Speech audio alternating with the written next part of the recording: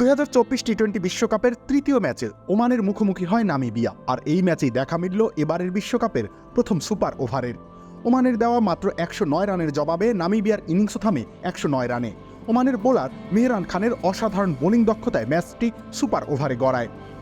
ম্যাচের শেষ ওভারে জয়ের জন্য নামিবিয়ার দরকার ছিল 5 রান, হাতে ছিল 6 উইকেট। ক্রিজে 45 রানে ব্যাট করছিলেন নামিবিয়ার ব্যাটার জ্যান ফ্রাইলিং ও অপর প্রান্তে ছিলেন সতীর্থ ডেভিড ভিসা।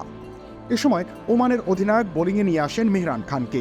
এর আগে 2 ওভার বল করে মাত্র 4 রানের বিনিময়ে 1 উইকেট নিয়েছিলেন তিনি।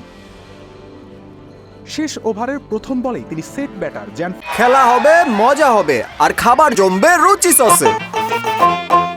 ফ্রাইলিংকের স্টাম্প উড়িয়ে দেন। বলটি প্যাডে লেগে তার স্টাম্পে আঘাত হানে। নতুন ব্যাটার জেন গ্রিন তার খেলা প্রথম বলে রান নিতে না পেরে ওভারের তৃতীয় বলে মেহরান খানের এলবিডব্লিউ শিকার হন।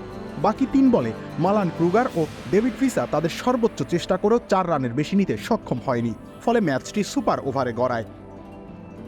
টি-20 বিশ্বকাপের ইতিহাসে শেষ ওভারে এটি সবথেকে কম রান ডিফেন্ড করার রেকর্ড। এর আগে 2014 সালে দক্ষিণ আফ্রিকার ডেল স্টেট শেষ ওভারে 7 রান করতে দেননি নিউজিল্যান্ডের ব্যাটারদের। 2012 সালে নিউজিল্যান্ডের টিম সাউদি ও 2016 সালে আফগান স্পিনার মোহাম্মদ নবী যথাক্রমে 8 ও 10 রান নিয়ে শেষ ওভার বল করে ম্যাচ জিতিয়েছিলেন নিজ নিজ দলকে। 2016 সালে হার্দিক পান্ডিয়া শেষ ওভারে 11 রান করতে দেননি বাংলাদেশকে। তবে এমন অসাধারণ শেষ ওভার করার পরেও সুপার ওভারে ওমানের অধিনায়ক মেহরান খানকে বল না দিয়ে বল হাতে তুলে দেন বিলাল খানের, যেখানে নামিবিয়ার ব্যাটাররা 21 রান তোলে সুপার ওভার থেকে। জবাবে মাত্র 10 রান করতে সক্ষম হন ওমানের ব্যাটাররা। ফলে তীরে গিয়েও তরি ডোবে ওমানের।